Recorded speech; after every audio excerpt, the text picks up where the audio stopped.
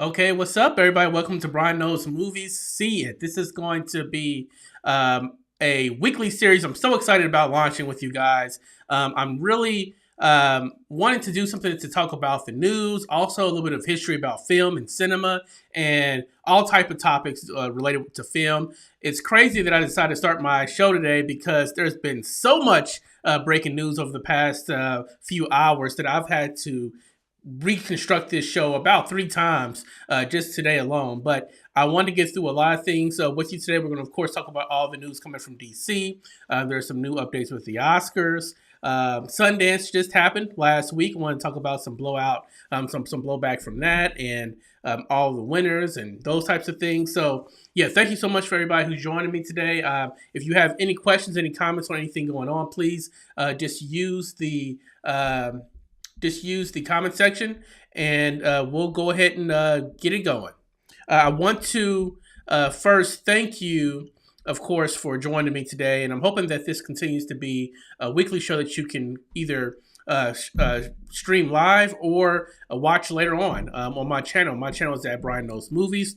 If you are coming from Facebook or Instagram or anywhere else, please go to YouTube, go to my YouTube page. You'll find a lot of content there. I have a lot of short videos that tell you what's the best movies that are out there and what movies to skip and what movies you can wait to come to the streamers. I have movie reactions, trailer reactions, all of the things that you'd want on my YouTube page. That's at Brian Knows Movies at youtube.com. So there was some news, some breaking news that came from the Academy Awards literally just a few hours ago, maybe just an hour ago, about the Andrea Riseborough situation. You know that I was very upset that both Daniel Deadwyler and Viola Davis were shut out of the Academy Awards this year for Best Actor, Best Actress, and that Andrea Riseborough seemed to come out of nowhere for her film Leslie, a very small art house film. I have nothing against small art house films. I think we need to see more of those. They're important, but it's a film that nobody saw. And it was made $27,000 in worldwide box office, came out of nowhere and took that space. And it was grown through a Twitter campaign and an Instagram campaign by a lot of famous actors and actresses and producers. Basically, the director of Leslie, his significant other, went on a campaign basically asking favors and putting this movie out in front of all of her famous friends, basically 2 weeks right before the selections happened. So because of that, that really threw the race off compared to what people were predicting. Daniel Deadwyler and Viola Davis were nominated for pretty much every award up until this point.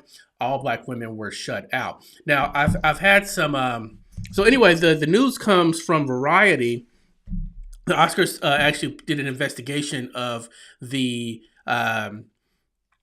campaign to get Andrea Riseborough this nomination, and to discover if it was anything that violated the rules for the Academy of Motion Picture Arts. And we have a statement coming from Variety as the source. The CEO Bill Kramer says in a statement, based on concerns that surfaced last week around the To Leslie award campaign, the Academy began a review into the film's campaigning tactics. The Academy has determined the activity in question does not rise to the level that the film's nomination should be rescinded. However, we did discover social media and outreach campaigning tactics that cause concern. These tactics are being addressed with the responsible parties directly. So I had posited last week when the nominations came out that I didn't believe that everybody who voted for Andrea Riseborough actually saw the film. Now, since then, I've had many people from YouTube, the YouTube community, the Brian Knows Movies community come and tell me that, hey, I think that this actually is a top five performance for a Best Actress, and that the nomination was warranted. My question, when he says that there's this social media campaign that causes concerns, I don't know what that could be besides people really just campaigning voters to vote for Andrea Riseborough without seeing the film. I don't know if everybody who voted for her actually saw the film, and there's no way really to prove that. And they say that they're going to also try to address these in the rules for next year in terms of how the campaign should work.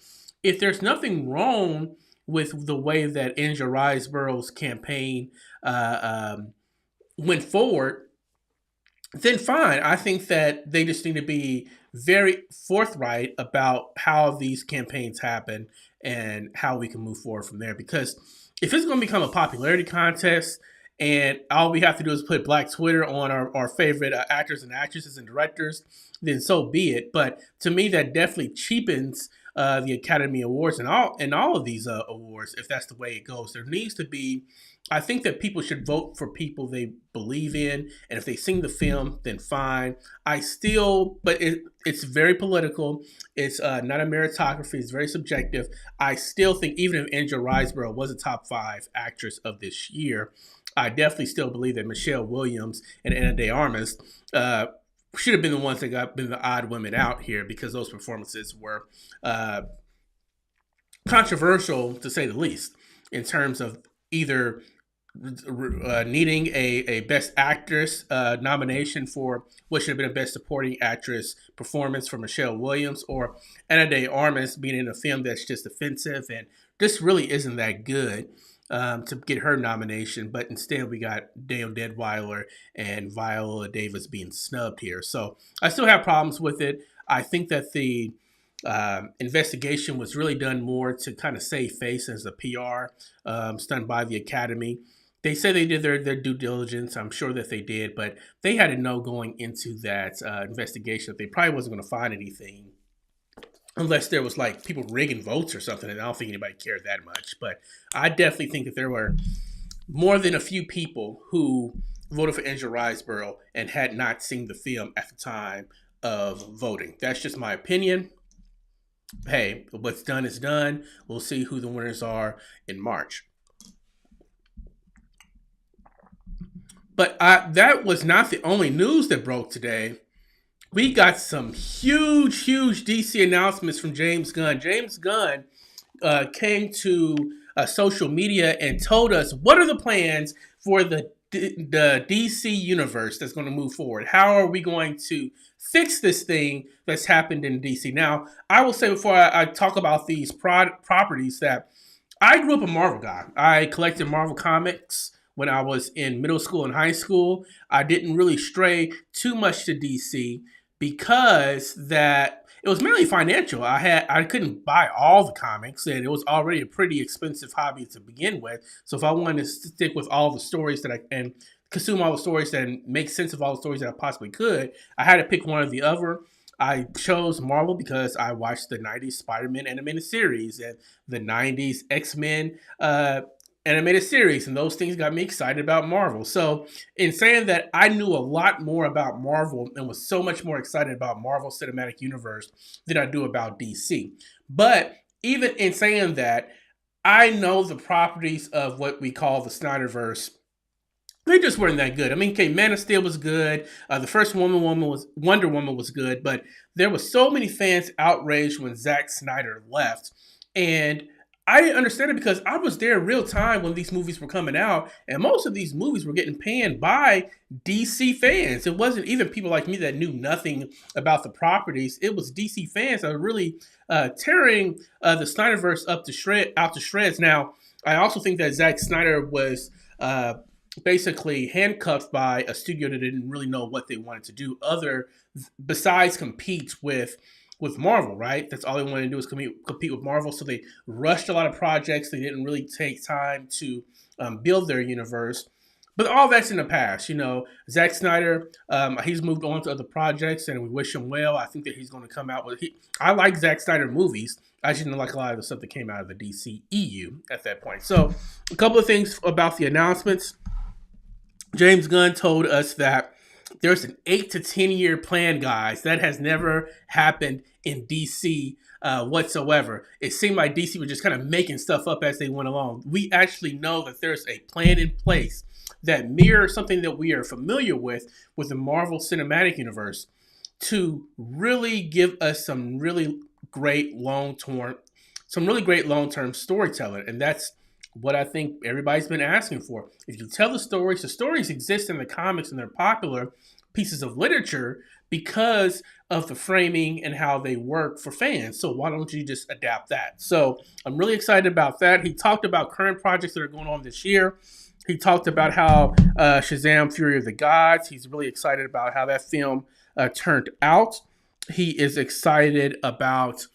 He said that the Flash movie is one of the best. It's one of the best that has ever been created in terms of these superhero films. Now we have the stink of the funk of Ezra Miller all over that film because of his actions as of late. So I don't know how that's going to play with fans, if fans are going to be forgiving and can divorce his terrible behavior. I'm sorry, their terrible behavior. I'm sorry for misgendering. Ezra Miller's terrible behavior as of late with the film, but he says it's one of the best. So should we go into it with open mind, or should we just kind of curse it? I don't know. Let me know in the comments if you have any thoughts one way or the other. I know that I feel like art is hard to divorce from artists. I try to do it when I can, but some of the things that he did to some of those folks was pretty terrible. He has since apologized. He has went to they have apologized. They have went to rehab. I'm so sorry about that. They have went to rehab, but I'm hoping that moving forward, Ezra is in a better place. And if he is going to stick with this new DCU as the Flash, that we see a complete about face from them. The Blue Beetle comes out August 18th. He talked about that in terms of James Gunn. James Gunn talks about that, and Aquaman 2. These are the films that were already in production before James Gunn got on board as creative director. It sounds like they're going to find a way to mend them and bend them into the new DCU. It seems like, based off, I'm just reading between the lines, that there are going to be previous iterations of the characters in the new DCU, which would include Jason Momoa as Aquaman. It seems like if the Flash is the restart, or restarts the whole universe as James Gunn put it in his announcement, then you would think all the other properties, Blue Beetle, Aquaman 2, would also be engrafted or enveloped into the new DCU. I have questions about Shazam as well. Is Shazam going to be a part of the DCU? I hope so. I really like the first film. I think the new film is going to be great as well.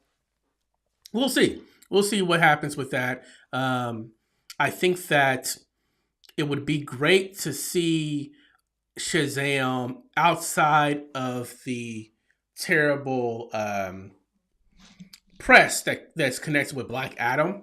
I just let you know that James Gunn's going in a very great way, because he got rid of all that Black Adam foolishness, which I wasn't really as mad at the Black Adam film as a lot of people. But come on, Black Adam is a villain. He's a Shazam villain. To have Rocky Johnson come in and demand and control so much of that franchise to where he was going to completely change the character and make him this anti-hero and have him go against Superman, because Superman's the biggest, baddest person in DC. It just didn't make sense, and it definitely wouldn't make sense for long-term storytelling. I would love to see Black Adam actually return as a villain to the DCU eventually, but I think Shazam needs to be there, and I like the Shazam that we have. So we'll see. So moving on, we do know that this is an 8 to 10 year program and project that James Gunn is undertaking here. And the first phase, they're not phases, they're chapters. The first chapter of the DCU is Gods and Monsters. I saw Gods and Monsters, the animated movie, and I thought it was pretty good. I'm not sure if it's following that same story arc or if it's just using the title. But these are the releases that James Gunn has quoted to us. He says that this is not all of Chapter 1, but it's a big chunk of Chapter 1 that he's released. First is a TV show that he wrote called Creature Commandos. It's a series that's going to be on HBO Max. Once again, I don't know anything about DC. I don't know who the Creature Commandos are. I have no idea what to expect from that. But Creature Commandos is going to come to HBO Max sometime soon. I'm assuming 2024. Viola Davis is returning to TV with a Waller series. She's basically DC's Nick Fury anyway. She's in everything. She's great in everything. It's perfect casting as Amanda Waller. I'm excited to see what she does. It's a really good thing when your universe is starting with one of the best and most decorated actresses of all time being the in the forefront of one of your TV shows. I'm hoping that it's dark. I'm hoping that it's fun. I'm hoping that she is manipulative and conniving, but still working towards the greater good. Sort of like her old show that she had, How to Get Away with Murder. If she just does that character, I think that it's fine. So Waller series coming soon. The first feature film James Gunn is also writing is Superman Legacy. It's about a younger, more green Superman. I'm hoping that this film does something that we have not seen with Superman in quite some time and give us a Superman that is it doesn't need a lot of comedy. It doesn't need all that. But I'm looking for something that is inspirational and aspirational. I think about the Christopher Reeve Supermans. There was a aura about those Superman movies that really resonated with fans because it made you have a sense of purpose about yourself, right? So I'm hoping that it's just full of positivity as he faces whatever bad thing. Because I'm sure, it's gods and monsters. I'm sure there's going to be dark points coming into this chapter 1 eventually that Superman's going to have to deal with. But I want Superman Legacy to be what we think of as Superman, not this dark, gritty, killing people Superman that we were seeing. Like I said, I love Man of Steel was the best movie out of the DC EU Snyderverse, but I still want something a little bit lighter. The next series sounds a lot of fun. It's Lanterns. It's going to be a TV series. He quoted True Detective, which I like that show a lot. So HBO Max series. And it's going to be a buddy cop type of drama or dramedy. Maybe dramedy. I'm assuming dramedy based off the characters. But it's Jon Stewart and Hal Jordan. It's going to be a kind of intergalactic. It won't take place on Earth, but it'll be out in the cosmos or out in the galaxy. I love the idea of Jon Stewart being the straight man to Hal Jordan's antics. I'm hoping that's what happens. I'm hoping Ryan Reynolds return. He won't, but I think it's going to be a fun series. Can't wait to see what they do with that. The Authority is the second film of Chapter 1. I have no idea who this group of superheroes are. It sounds really interesting. James Gunn said it is a passion project of his. So if it's a passion project of James Gunn and he is working on this, I don't know if he's a part of the writing team or not, but I'm very excited about that as well. Even though I don't know anything about it. It sounds a lot like the Eternals, actually, the way that he described it in his interview in terms of superheroes who want to right the wrongs of the world. The world is crumbling and they're here to fix it. The Eternals, in terms of the comic book origins of the Eternal, not so much the movie, the comic book, that's the way that the comic book was. So I'm wondering if it's something similar. There's so many parallelisms between DC and Marvel in terms of the comics. I wonder if it's something similar there. We'll see. Paradise Lost is another TV series that we're going to be getting.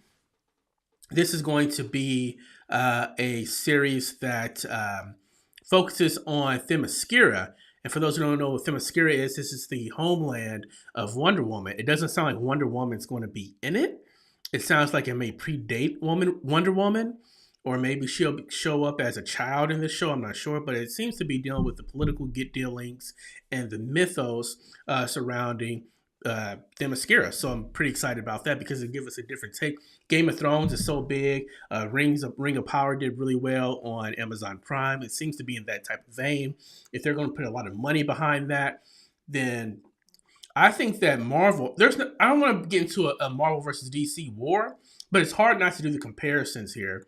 If HBO Max is going to put some really serious dollars into their TV franchises, Marvel has to figure out a way to really upgrade the production quality of their shows. I think that narratively speaking, Marvel shows have been fine to great to brilliant, but it's nothing. None of them would even come close to what a Game of Thrones looked like, or any of those types of shows. So we'll see. We'll see what they do. Batman: The Brave and the Bold. This is a film. This is going to be a first Batman film within the DCU. This is going to be a film about Damian Wayne is going to be the Robin in this film. So Batman and Robin. Damian Wayne is Bruce Wayne's son that he had with a assassin, and he finds his son. His son is an assassin as well. He's been raised by assassins. He has a killer mentality within him, and Batman is trying to break him of that and show him what heroism is all about. That's what the comics are about. We're going to get that here as well. This will be a lot of people's first introduction to a very dark Robin. We haven't had Robin in 20 something odd years anyway, but a Robin. This is not the boy wonder you think of. This is a very mentally, emotionally unstable young boy that needs help and needs mentorship. I'm glad that we're not getting another origin for Batman, but they're using the property to be an origin for Robin. Booster Gold is always hilarious. I do know Booster Gold from the animated series. He's a guy that's basically a loser from the future who finds a way to travel back in time and brings all of this future tech with him that gives him enough, basically, superpowers to be a superhero here in the present.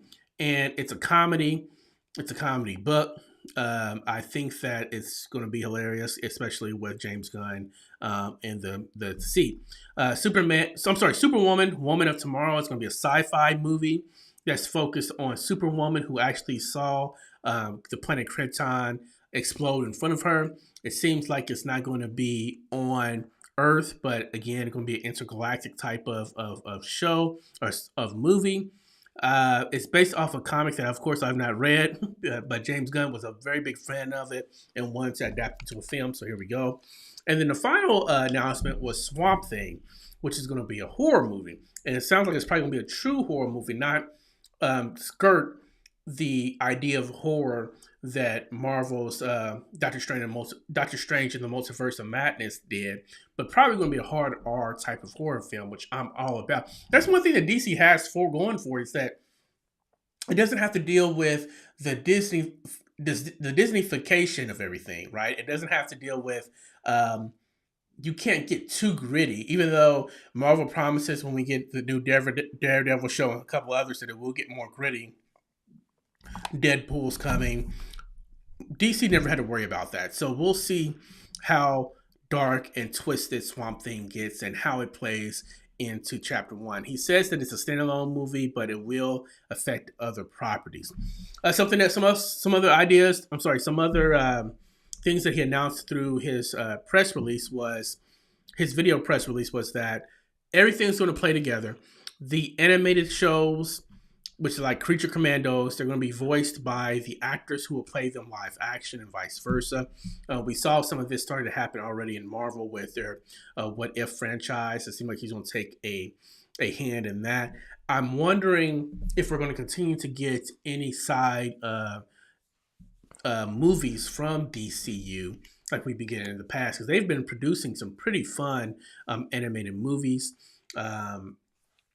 Will we continue to see those? I don't know. He did also mention that there are other projects like Matt Reeves' Batman, which is going to get a sequel.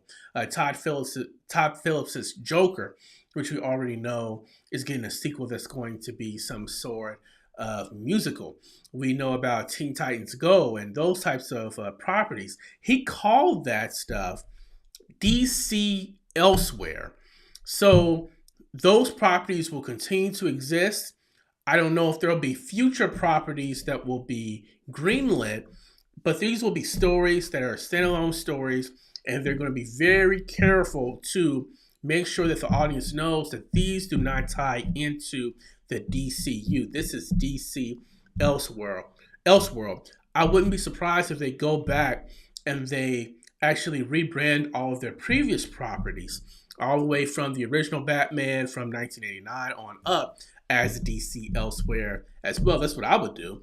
But we'll see about that. Anyway, there's a lot of excitement that should be here for our DC fans or just fans of movies in general. Marvel still has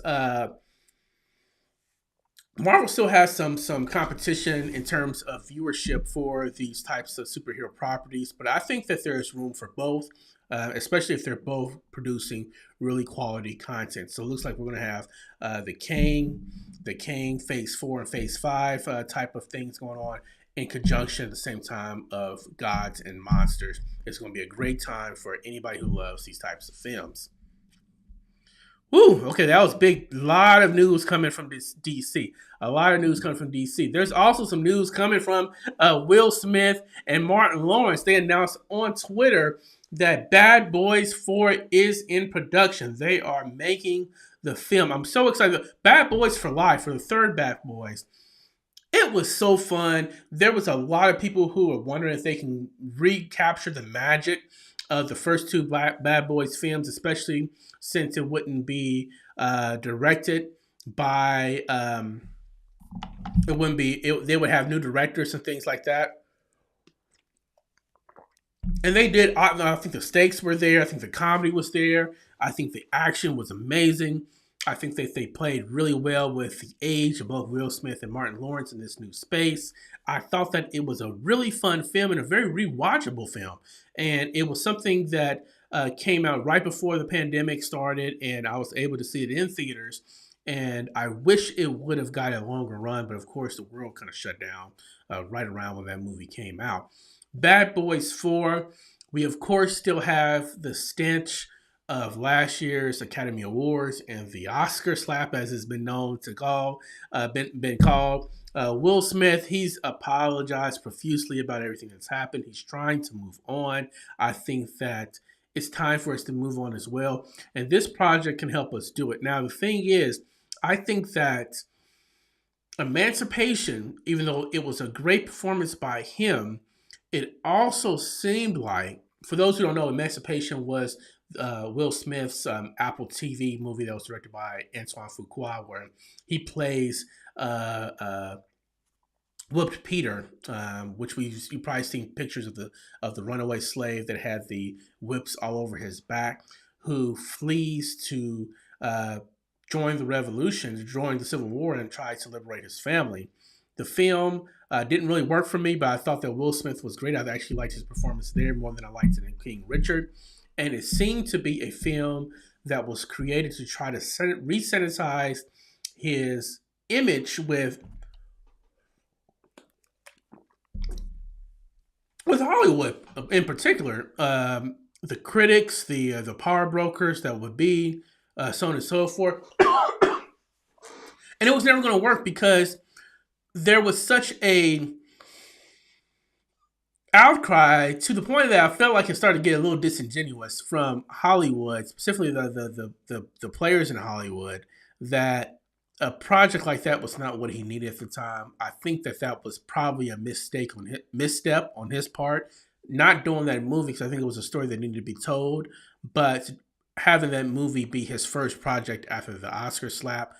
It should be a popcorn film like this, because this is going to ingratiate him with his fan base, the people who matter in terms of going to the movies, going to the cinema, streaming his films, the people who love Will Smith before and are ready to move on with him. This is that crowd pleaser type of film, not an art house film like Emancipation, but a crowd pleaser, a known property. Everybody also loves Martin Lawrence as well. There's so much to look forward to in bringing in the next movie in this franchise. I think it's going to help him a lot with his image. Once again, I think a lot about Tom Cruise. Tom Cruise is a bit different. He's a control freak. He seems to want to control his image a lot like Will Smith does. But something that Tom Cruise started to do, I feel, was really do the projects that matter to him and the projects that matter to his fans, and did not want to do projects that kowtow him to this machine in Hollywood, the critics in Hollywood. You know, it doesn't seem like they'll ever going to give him an Oscar. In fact, he stopped getting nominated for different things. He was doing these really powerful performances. And I think that, after Collateral, not getting nominated for Collateral or not winning for Collateral, it was obvious that Hollywood was not going to move past some of his weirdness that happened in the past, and that he just had this stink about him. He said, okay, well, I'm going to do films for me. I'm going to do films for my fans. And since then, Mission Impossible franchise, which is my favorite franchise of all time at this point, it's surpassed Rocky. I just think that there's better films. And Mission Impossible, he just did Top Gun and pretty much reopened theaters when theaters were really struggling. He helped them come back with his film. He's doing things that make him happy, and he's starting to get a lot of recognition for it. I think Will Smith can have a similar type of phase in his career next. He doesn't need to do the art house films unless, I mean, I think that he should still obviously stretch himself as an actor because that's what he's passionate about. But don't do it just because you feel like it's going to help to ingratiate you with Hollywood. You have your Oscar, you have all the awards and accolades that you want.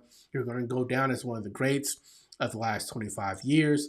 Do the projects that make your fans happy and make you happy. And I think Bad Boys 4 is a good start. I can't wait for it to come out. I'm assuming they announced it because everything's ready to go. Maybe we'll get it in 2024. Definitely early 2025 at the latest. They'll shoot this thing and get it going. So very excited for Bad Boys 4. It's not Bad Boys for Life because they've already did. That was the whole joke. They already did Bad Boys for Life, but they'll figure out something to do. Let's talk a little bit about Sundance. Sundance happened last week, and we have some winners here I want to talk about. First of all, Sundance is the first of many festivals that happen where you get a lot of these art house films that you will recognize as Oscar contenders later on down the road. Things like Coda, which won the Best Picture 3 years ago or 2 years ago. You have films like Minari coming out of Sundance. Summer of Soul, which won the Academy Award for Best Documentary last year. A lot of those films come out of Sundance, and you'll see them when they start promoting the films. Grand Jury Prize winner at Sundance Film Festival, or it'll say Palme d'Or winner from Cannes or whatever. A lot of times you don't even know what that means, but basically it's the top award for these films.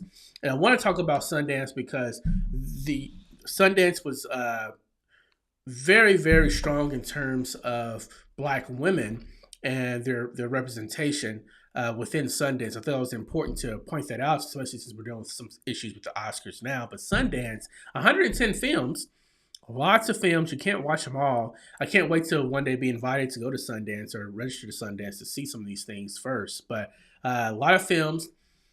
These are the main winners of the Sundance Film Festival. The U.S. Dramatic Grand Jury Prize is the Big Kahuna Prize, and 1001 won the U.S. Dramatic Grand Jury Prize. And Tiana Taylor, the singer now turned actress, stars in this, which is very exciting because she hasn't really done much. She was in Coming to America 2, but she had a very small role, not really any talking parts in that. And they say that her performance in 1001 is incredible. We also have A.V. Rockwell, a Black woman who's directing. And the film's about basically gentrification that happens in New York.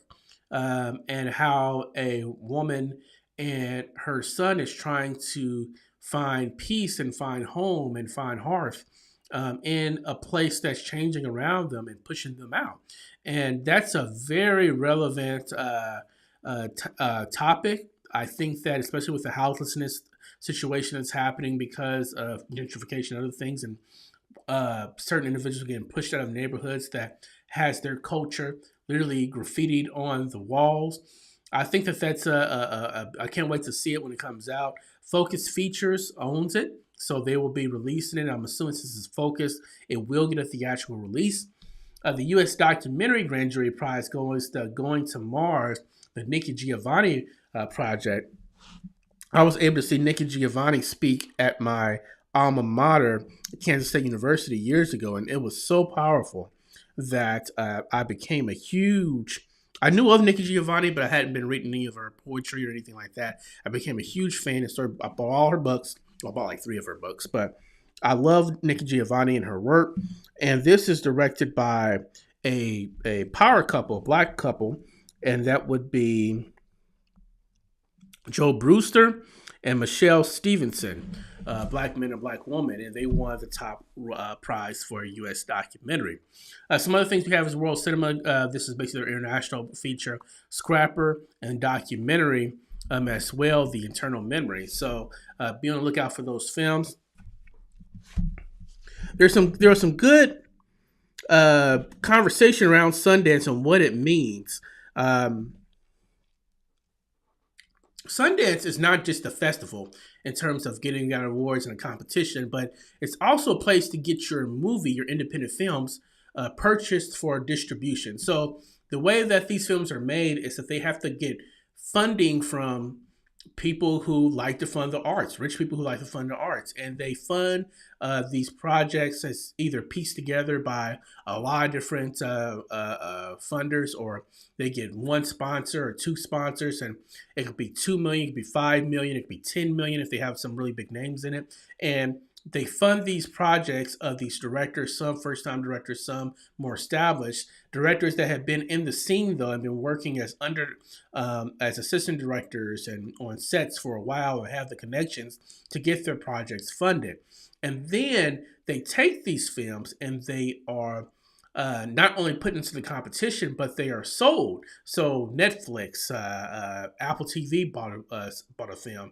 Magnolia bought the Little Richard documentary. Focus Feature, those types of things. They purchase, after they're reviewed, they purchase these films for distribution. So a lot of good commentary happening about this. Jeremy Kay of Screen Daily talks about what this looks like for these distributors like Searchlight or A24 or any of those types of things, Sony Classics, Orion, any of those distributors. What does it mean for them? Because a lot of these films, Jeremy Kay points out specifically The Fabelmans and Tar. Tar, if you talk, depending on who you talk to, is one of the best films of the millennia, and The Fabelmans is on the short list of possibly winning Best Picture, Best Movie of the Year at the Academy Awards, and is more than likely going to win Best Director for Steven Spielberg. These films could not do much in the box office last year. Nobody wants to see them, and so the question is: will distributors continue to shell out millions and millions of dollars for these films to distribute if they don't see a possible return on their investment? And that's a really big conundrum that Hollywood still needs to fix. We do know that people will come back to the theaters because of films like Black Panther: Wakanda Forever and Avatar: The Way of Water and Top Gun: Maverick and a few others that had pretty big box office. Doctor Strange and the Multiverse of Madness. There's movies that do well, but they're big tentpole projects that are going to make millions of dollars, not only in the U.S. and worldwide. These art house films, To Leslie made $27,000. Now, from what a lot of people say, including Mark Maron on his podcast, the distributor really messed that movie up in terms of its distribution, and that's why nobody went to see it, and that's why nobody saw it before the nominations happened. But those films just don't get the same love when they do come out in theaters. I just had a video that I put out about Living, starring Bill Nighy, one of the best films I saw that came out in 2022. I just was able to see it a few days ago. Bill Nighy is nominated for Best Actor. It's one of the few movies I hadn't seen, and it is absolutely gorgeous.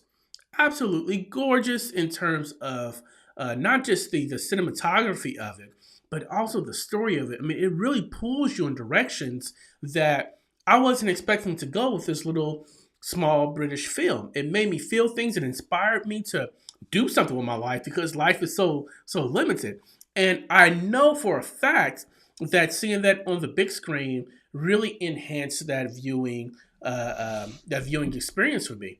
I think about The Last Black Man in San Francisco, which I'm going to do a video. I have a video coming out about tomorrow.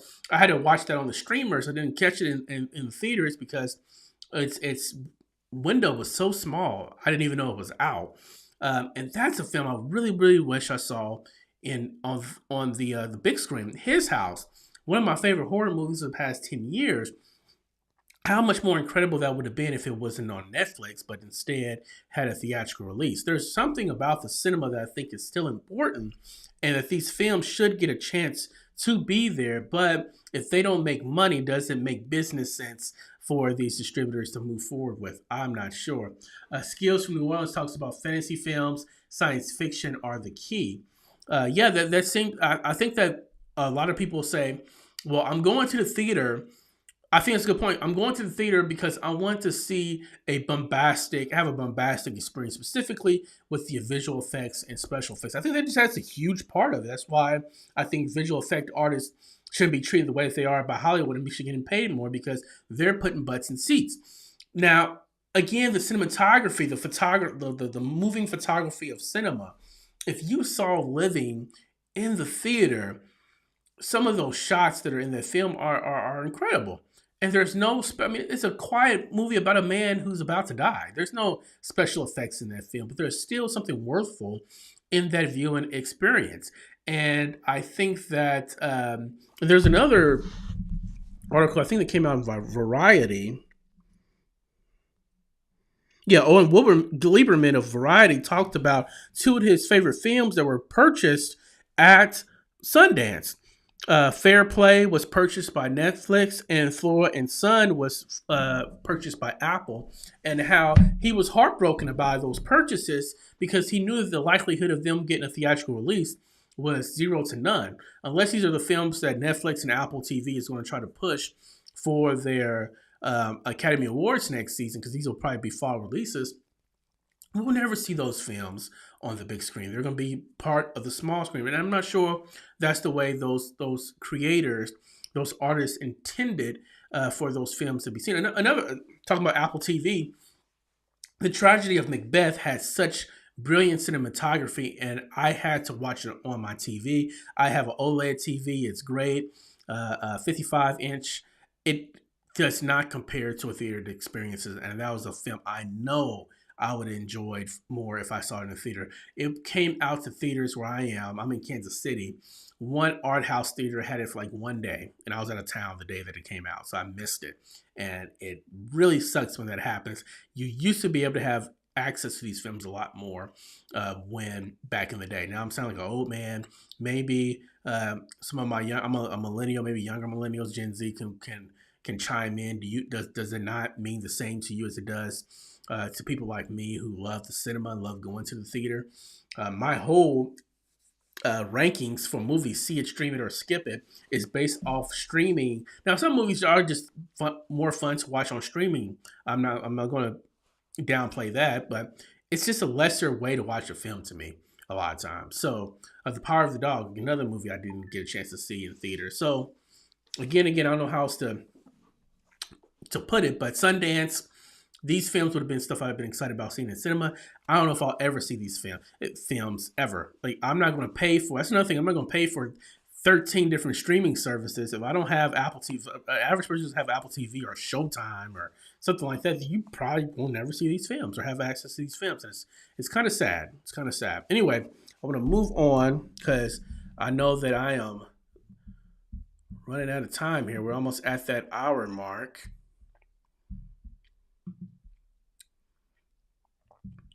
Last thing I want to talk about is that tomorrow is February 1st for my friends. I have a lot of friends who watch me across the pond in the British Isles and parts of Europe and other places. In February in the U.S., we celebrate Black History Month. Maybe that happens internationally as well, but here in the States, we talk about Black history. And so I want to do something similar and talk about Black film all through February. So most of my shorts that I have released on YouTube or my Instagram stories, my Instagram reels, all those things are probably going to be about Black history. I'm going to try to do some long form content. My show, See It, I'm going to have recommendations on there. I really want to get into the history of Black cinema and what movies are important, what actors and actresses are important, what directors are important, these seminal pieces of work. You see, I have Crooklyn. I didn't realize I put that back there. Crooklyn, one of my favorite Spike Lee joints. I want to talk about films like that matter and that are important that you may not have heard of. Of course, we'll talk about some of the the films that I think everybody's at least heard of if they haven't seen, stuff like Do the Right Thing or Lilies on the Field with Sidney Poitier, or films like that. We'll talk about those.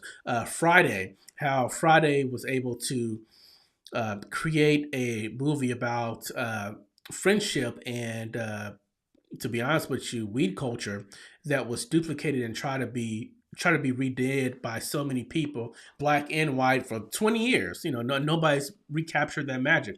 I'm really, really excited about that. So stick with me. I'm still going to be reviewing films as they come out. We got Knock at the Cabin, M. Night Shyamalan's film that comes out this week. I'll have something out about that on Thursday or Friday. I get to go to a screener tonight. So those, I will still be producing that content. But if you want to learn about Black cinema, please join me. Please follow at Brian Knows Movies at YouTube, or at Brian Knows Movies everywhere that you can, and you'll be seeing that. Skills from New Orleans says, film is suffering financially just as much as the sport of boxing. Needs support, illegal download, fire stick destroying cinema, and pay-per-view boxing. And pay-per-view boxing alike.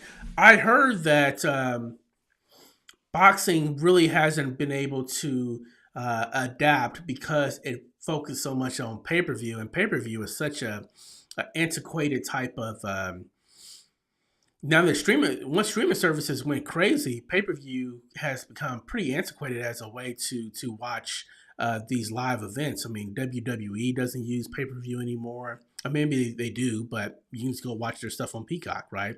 And that hurts tickets. I mean, it does. And there needs to be some sort of adaptation. I think the same thing's true in cinema. There's no reason why, and I think we saw this with Glass Onion, there's no reason why these streamers can't work with theaters and theater companies and distribute, if it's 2 weeks, if it's 3 weeks, do a 2-week wide release, 3-week wide release, and put their movies in cinema and make a lot of money. Everybody can eat. Everybody can get paid if there's not all this unneeded competition, if there's some synergy there. I think that if the first episode of The Last of Us was available to go see in the theater during the premiere from HBO Max, if they put that in every theater in the country, or half the theaters in the country, they would have made some serious bucks, and theaters would have appreciated it and be able to make some money too. And that could also help to, it used to be that the theaters were able to play these art house films because they were making money off of concessions and off of these big blockbusters on the back end. Don't put the blockbuster TV shows. But when the Rings of Power comes out again, the new episode, the new series, the new season of Rings of Power, or the new season of Invincible, when the first episode drops, or maybe even the finale drops, put that in theaters. I promise people are going to pay for it. You know how I know people are going to pay for it? Because you know what's doing gangbusters in terms of box office? It's anime movies. Anime movies that circumvent all of the different type of membership, AMC stubs. You can't use AMC stubs on animated movies or anime movies. They get those really like One Piece film Red and stuff like that. You can't. I'm assuming MoviePass won't work either. And yet they're still doing gangbusters by releasing those right before they put them on Crunchyroll or whatever. And why can't we have that mirrored in the theater? That can help to save. And same thing with boxing. Boxing. Now, I don't want to spend $40 on a fight or a series of fights. I'm not that into boxing or MMA either, but I don't want to do that. But if I had the chance, a lot of the experience of the theaters or the cinema is the community of it. If I can go and watch a fight or watch the Super Bowl or whatever in a huge theater with a bunch of people, that sounds a lot of fun to me. It does. Who pays if it can be seen for free? And that's the thing, and that's why I think the cinema, if it's done correctly, we could you get what you pay for. Even if I got like a 100-inch OLED TV, I was able to make my whole wall a theater. I still would want to be in the theater because it's not going to be able to compare to like an IMAX or something like that, right? So you're paying for that experience, and you have to make that experience enjoyable. Stop showing 15 previews before the movie starts. Stop that. Just start the movie. You're wasting people's times when you do that. I come to a movie thinking it's gonna be 2 hours. I'm there for 2.5 hours because you have all these previews going. Cut those things out. I don't need it, especially since previews and trailers are released on YouTube and get all those views on YouTube almost immediately. YouTube and Twitter and wherever you want to do it. You don't. There's certain things that movie theaters can do and can partner with these different distributors to really pump some life back into the theater process. And maybe it's the optimist in me, but I think that with some hard work and some ingenuity, we can get theaters popping again. Anyway, that was my last thing I want to talk about. Just pay it. Please subscribe if you're not subscribed. It's at Brian Knows Movies on YouTube, and I can't wait to talk about Black film with you. If you have any recommendations or any suggestions on things you want to be covered, feel free to put it in the comments of this live stream or just message me in general on YouTube. I'll try to incorporate those things. Thank you so much for joining me. This is my first show. The first show is in the books. I'm planning to do this every week, every Tuesday, 5 p.m. Eastern. We're going to have special guests eventually. We're going to have different debate show. I'll have a lot of big plans for this show. Please continue to join me. Please continue to be patient with me as I continue to improve the quality of the live stream and all those types of things. Thank you, and I'll see you guys next week.